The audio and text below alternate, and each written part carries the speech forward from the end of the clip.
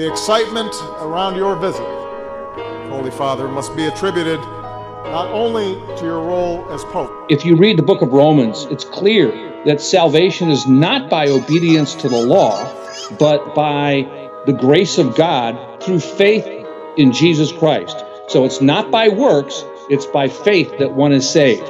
What happened was a total revisitation, if you will, a total, how can I say it, upside down, topsy-turvy world that henceforth would be totally upside down from what it had been. So we had Vatican II. We had to have Vatican II to prepare us for this universalist, globalist, one-world religion. Pastors of the Christian churches all over Ireland and the people of the Catholic Church accepted the Catholic Church as a genuine form of Christianity, and that meant the end of the true Christian faith in Ireland in 1172. Thank you for taking the time to speak with us. I'd like to begin with something that you've said in your book, and that is that the devil is lodging in the Vatican. With all of the allegations we've seen recently of sexual abuse involving priests, do you believe that is the devil's work? Whenever the devil gets control of a nation, and I don't care where it is, he demands human sacrifice.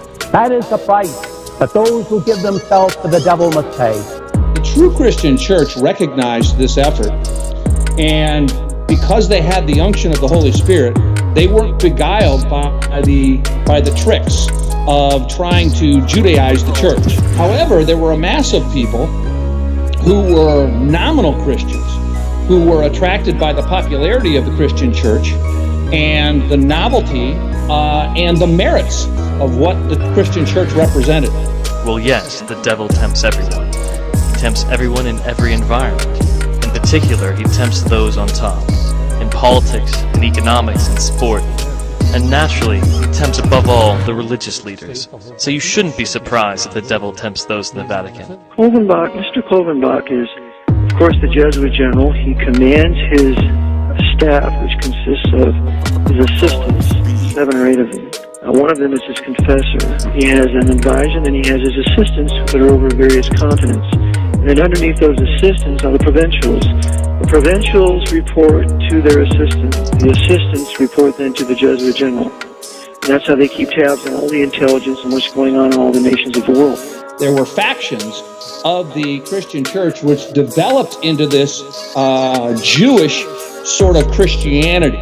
And this Jewish Christianity ultimately developed into what we now know today as the Roman Catholic Church.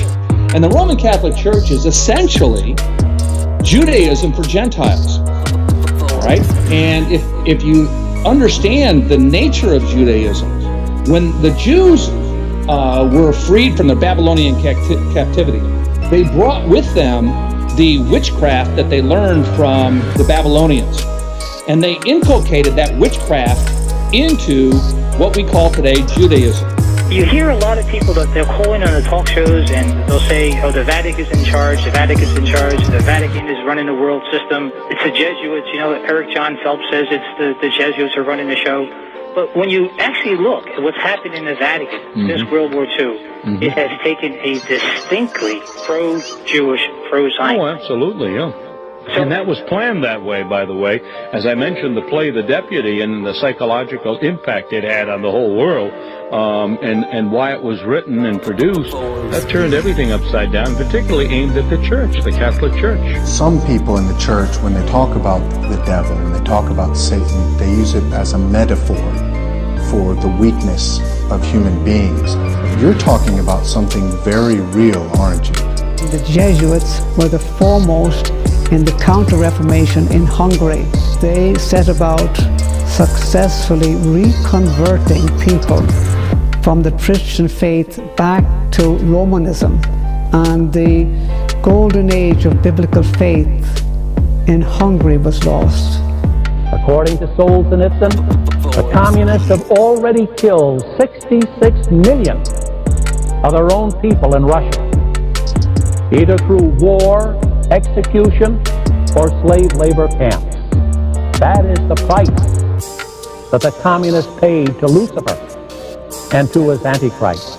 And so the Pharisees were actually engaging in witchcraft, and Jesus called them out for that, okay? The fact that they had replaced the laws of God with their traditions, and those traditions were based on this Babylonian witchcraft. Absolutely, very real. I'm saying that if you believe in the gospel, you believe in the existence of the devil's power to possess people, the power that he has to take possession of people.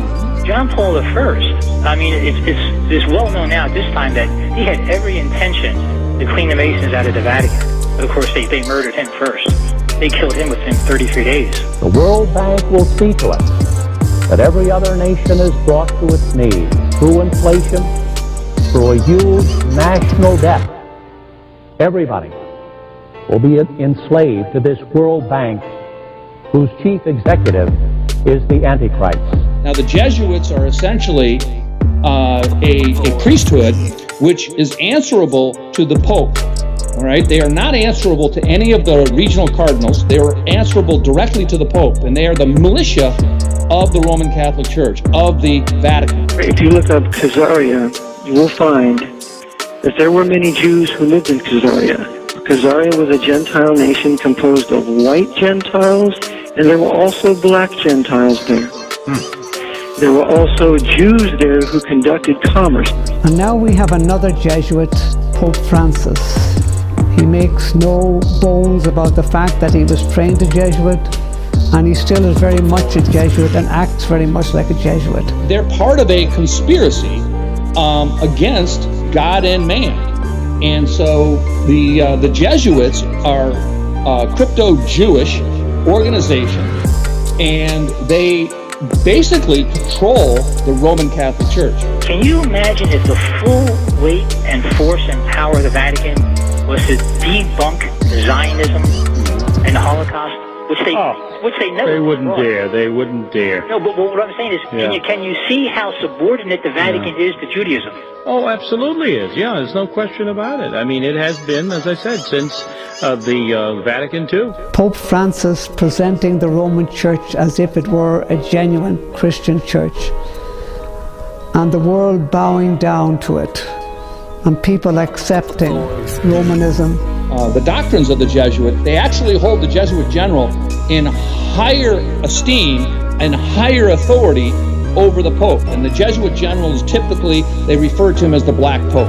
The Bible and tradition also warn us that the agents of the Antichrist will infiltrate the Catholic Church and will take over its visible structure. I'm afraid this is what we are seeing today, not only in America, but throughout the world.